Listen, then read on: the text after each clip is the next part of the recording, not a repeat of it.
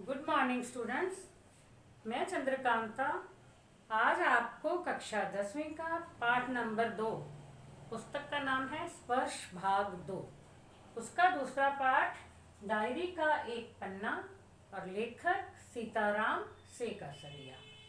तो उस डायरी का जो पन्ना पाठ है उसको आज मैं आपको पढ़ा रही हूँ। पहले मैंने आपको पाठ संक्षेप में समझा दिया है और लेखक का जीवन परिचय भी समझा दिया। तो अब हम आगे का पाठ शुरू करते हैं, यानी पाठ के गद्यांश जो है दिए गए हैं। गद्यांश इस गद्य के कुछ अंश हैं, उसको हम पढ़ते हैं। जैसा कि एग्जाम में आता है कि गद्यांश दिया है, उसके में से कुछ प्रश्न पूछे जाते हैं। गद्यांश को पढ़ करके आपको उन प्रश्नों के उत्तर देने होते हैं। तो हम आज वैसे ही पढ़ रहे हैं। तो मैं कुछ पंक्तियां पढ़ूंगी, फिर उसमें से हम कुछ प्रश्न करेंगे। बड़े बाजार के प्राय मकानों पर राष्ट्रीय झंडा फहरा रहा था, यानी ज़्यादातर मकानों पर राष्ट्रीय झंडा फहराया गया था। उस दिन वो स्वयं ही स्वतंत्रता दिवस मना रहे थे, जबकि हमारा भारत देश स्वतंत्र नहीं हुआ था, लेकिन स्वतंत्रता आंदोलन शुरू किया था जिसमें लोगों ने बढ़ चढ़ कर भाग लिया था और वो सारे लोग जो है उसमें शामिल हो गए थे। वो चाहते थे कि अंग्रेजों से हमारा देश आज़ाद हो जाए। और कई मकान तो ऐसे सजाए गए थे, ऐसा मालूम होता था मानो स्वतंत्रता मिल गई हो। मतलब बहुत सा मकान ऐसे सजा दिए गए थे भी जैसे हमें स्वतंत्रता ही मिल गई है, हमारा देश स्वतंत्र हो गया है, अंग्रेजों की गुलामी से मुक्त हो गया है, ऐसा लग रहा था ये सब देख करके। कलकत्ता के प्रत्येक भाग में ही झंडे लगाए गए थे। जिस रास्ते से मनुष्य जाते थे, यानी लोग जा रहे थे, चल रहे थे, उन सब लोगों में बड़ा उत्साह भरा हुआ था और कुछ नयापन दिखाई दे रहा था। लोगों का कहना था कि ऐसी सजावट आज से पहले कभी भी नहीं देखी। जो लोग चलते हुए जा रहे थे तो इधर उधर वो घरों को सजे हुए देख रहे थे, ऊपर झंडे फहराए हुए देख रहे थे, तो वो ऐसा कह रहे थे कि आज से पहले ऐसी सजावट कभी नहीं देखी गई। पुलिस भी अपनी पूरी ताकत से शहर में गश्त लगा रही थी, यानी गश्त देकर के प्रदर्शन कर रही थी, शहर में इधर उधर घूम रही थी। मोटर लारियों में गोरखे प्रत्येक मोड़ पर तैनात थे। मोटर लारियों में मतलब कि गाड़ियों में, अपनी गाड़ियों में जो है मोटर गाड़ी होती है, उसमें गोरखे अंग्रेज लोग जो थे ना, अंग्रेजों के जो भी अफसर थे या अंग्रेज के जो भी रखे हुए थे, वर्क कर रहे थे अंग्रेज, तो वो जो हैं वहाँ प्रत्येक मोड़ पर तैनात थे। उनकी फौज थी अंग्रेजों की, जो वो तैनात थी। कितनी ही लारियां शहर में घुमाई जा रही थी, बहुत सी गाड़ियां शहर में घूम रही थी। घुड़सवारों का भी प्रबंध था, मतलब कुछ लोग जो थे घोड़े पर सवार होकर भी पुलिस वाले घूम रहे थे। कहीं भी ट्रैफिक पुलिस नहीं थी, मतलब ट्रैफिक के लिए कोई पुलिस नहीं लगाई थी, सारी पुलिस जो है इसी काम के लिए लगा दी गई थी भी लोग जो हैं इकट्ठे ना हो सके, कहीं पे सभा ना कर सकें या राष्ट्रीय झंडा ना फहरा सकें, लेकिन लोगों ने अपने अपने घरों पे झंडा फहरा लिया था। यदि एक सामूहिक स्थान पर जाकर के उन्होंने झंडा नहीं फहरा पाए थे तो बाद में उन्होंने अपने अपने घरों पे झंडा फहरा दिया था और अपने अपने घरों को बहुत अच्छी तरह से सजा लिया था।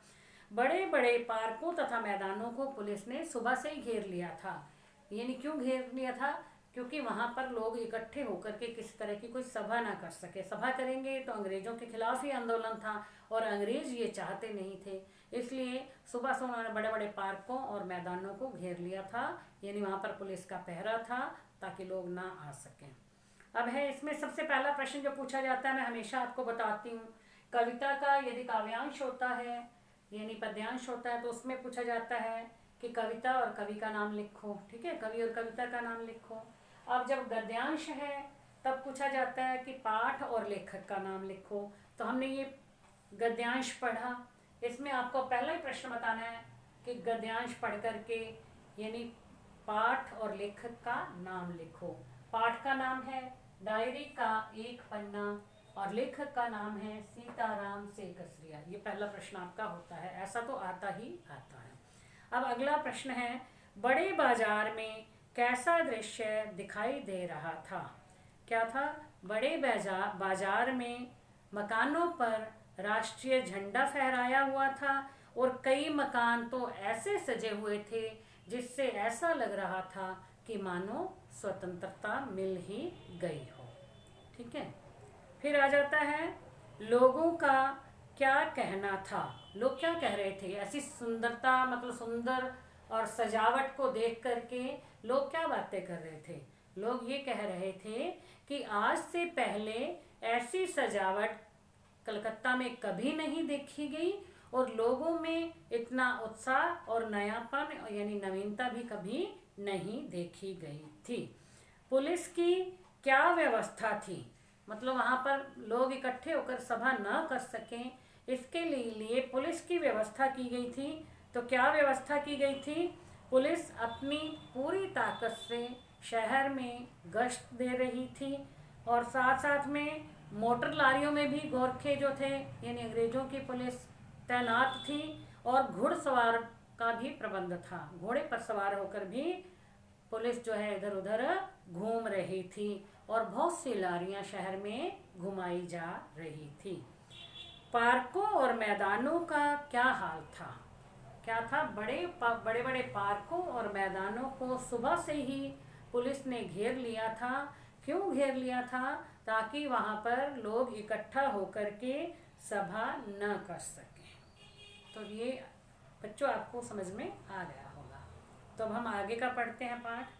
जब से कानून भंग का काम शुरू हुआ है तब से आज तक इतनी बड़ी सभा ऐसे मैदान में नहीं की गई थी और यह सभा तो कहना चाहिए कि ओपन लड़ाई थी। ओपन लड़ाई मतलब अंग्रेजों के साथ आमने सामने होकर जैसे लड़ना होता है ना, खुले में लड़ाई करना, मतलब पहले छिप छिपा करके कुछ नहीं करना, सामने आकर के लड़ाई करना।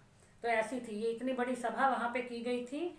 मतलब जब से कानून भंग का काम शुरू किया था तब से लेकर वो कह रहे हैं कि इतनी बड़ी सभा ऐसे मैदान में नहीं हुई थी। अब जो मैदान में सभा हो रही है लोग इकट्ठे हो गए थे। फिर भी पुलिस कमिश्नर का नोटिस निकला था कि अमुक अमुक धारा के अनुसार, मतलब कोई धारा दी होती है, अमुक अमुक लिख दिया उसको, ठीक है, वो धारा का नाम नहीं दिया ना कौन सी धारा के अनुसार, तो इसलिए अमुक अमुक लिखा है।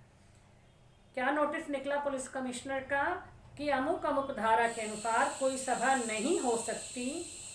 जो लोग काम करने वाले थे उन सबको इंस्पेक्टरों के द्वारा नोटिस और सूचना दे दी गई थी कि आप यदि सभा में भाग लेंगे तो दोषी समझे जाएंगे।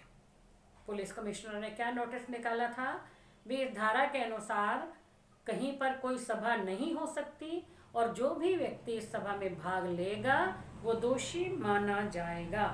इधर काउंसिल की तरफ से नोटिस निकला था कि ठीक 4:24 पर, ठीक है, मोनुमेंट के नीचे राष्ट्रीय ध्वज फहराया जाएगा और सभी लोगों का उपस्थित होना अनिवार्य है। अब देखो दो तरह से नोटिस निकल गए। पहला नोटिस पुलिस कमिश्नर का निकला भी सभा होएगी नहीं, वहाँ लोग इकट्ठे नहीं होंगे और यदि इकट्ठे हो गए या किसी सभा में भाग लिया तो उन्हें दोषी माना जाएगा। और इधर जो है काउंसिल की तरफ से नोटिस निकल गया था कि ठीक 4:24 पर मोनुमेंट के नीचे जो है झंडा फहराया जाएगा और स्वतंत्रता की प्रतिज्ञा पढ़ी जाएगी। सर्वसाधारण का उपस्थित होना जरूरी है, यानी सभी को वहाँ उपस्थित होना है। खुला चैलेंज देकर ऐसी सभा पहले कभी नहीं की गई थी। खुला चैलेंज दे दिया गया था, वो कह रहे थे कि सभा नहीं होनी है, हुए तो दोषी माने जाएंगे, और दूसरी तरफ कह रहे हैं कि सभा होगी और 4:24 पर ही होगी और सभी को उपस्थिति आवश्यक है। ठीक 4:10 पर सुभाष बाबू जुलूस लेकर के आए, यानी अपने सब लोग इकट्ठे होकर के, सुभाष बाबू जो है उनके नेता बने हुए थे, उनके साथ सब लोग जो है वहाँ आ गए। उनको चौरंगी पर ही रोका गया पर भीड़ की अधिकता के कारण पुलिस जुलूस को रोक नहीं सकी। अब पुलिस ने बहुत कोशिश की, उन्हें डंडों और लाठियों से पीटा, लेकिन फिर भी क्योंकि लोग बहुत ज़्यादा थे, जब ज़्यादा लोग होते हैं तो शोर शराबा अधिक हो जाता है, तो सबको जो है पुलिस भी कंट्रोल में नहीं कर पाती। तो इस तरह से पुलिस उस जुलूस को रोक नहीं पाई। मैदान के मोड़ पर पहुंचते ही पुलिस ने लाठियां चलानी शुरू कर दी। बहुत से आदमी घायल हो गए और सुभाष बाबू को भी बहुत सी लाठियां पड़ी, यानी उन्हें भी लाठियों से पीटा गया। सुभाष बाबू फिर भी जोर जोर से यही बोल रहे थे, वंदे मातरम, वंदे मातरम। ज्योतिर्मय गांगुली ने सुभाष बाबू से कहा, आप इधर आ जाइए। पर सुभाष बाबू ने ये कहा कि मुझे अब ये जुलूस लेकर आगे ही बढ़ना है, हमें आगे बढ़ना है, पीछे नहीं मुड़ना है। तो पहला प्रश्न है, इस सभा की क्या विशेषता थी? यानी सभा की क्या विशेषता थी? यह बहुत बड़ी सभा थी जो खुली चुनौती देकर के की गई थी। किसे चुनौती दिया गया था? सरकार को खुली चुनौती दी गई थी। पुलिस कमिश्नर के नोटिस में क्या कहा गया था? पुलिस कमिश्नर का नोटिस निकला था कि कहीं पर किसी प्रकार की कोई सभा नहीं की जाएगी, और यदि जो भी व्यक्ति सभा में शामिल होगा उसे दोषी माना जाएगा। फिर आ जाता है कौंसिल के नोटिस में क्या निर्देश था?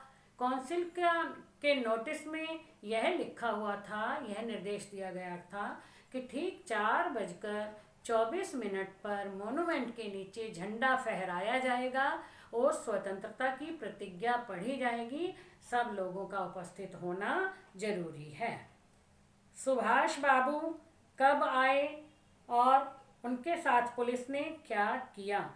ठीक 4:10 पर सुभाष बाबू अपने जुलूस के साथ आए, लेकिन पुलिस ने उन्हें रोक लिया और उनकी डंडों से पिटाई की, और लोगों को भी, बहुत से लोगों को लाठियों से पीटा, जिससे कई लोग जो हैं घायल हो गए, लेकिन वो उनके जुलूस को नहीं रोक सके। सुभाष बाबू ने किसको क्या कहा? सुभाष बाबू ने, ज्योतिर्मय गांगुली ने जब ये कहा कि तुम इधर आ जाओ, यानी वापस इस साइड हो जाओ, तब उन्होंने कहा कि नहीं, मुझे पीछे नहीं मुड़ना, बल्कि हमें आगे बढ़ना है। तो बच्चों, अब इस गद्यांश के जो प्रश्न थे ये भी आपको अच्छी तरह से समझ में आ गए होंगे। आप जो है इन प्रश्नों के उत्तर साथ साथ नोटबुक में कर लिया करो, तो आपके लिए बहुत अच्छा होगा बच्चों, क्योंकि आपको कभी भी यदि देखना हो, पढ़ना हो, तो समझ में आ जाएगा। और लिखते हुए, प्रश्नों के उत्तर लिखते हुए आपको एज इट इज़ नहीं लिखने हैं, बल्कि अपनी भाषा में लिखने हैं। आपको वर्डिंग चेंज कर देनी है, आपको अपनी भाषा बनानी है। जैसे आप बोलते हो बात वही आनी चाहिए, लिखने का तरीका आप बदल सकते हो। तो आज के लिए इतना। आगे का जो पाठ है हम वो अगली वीडियो में मैं आपको समझाऊंगी। Thank you.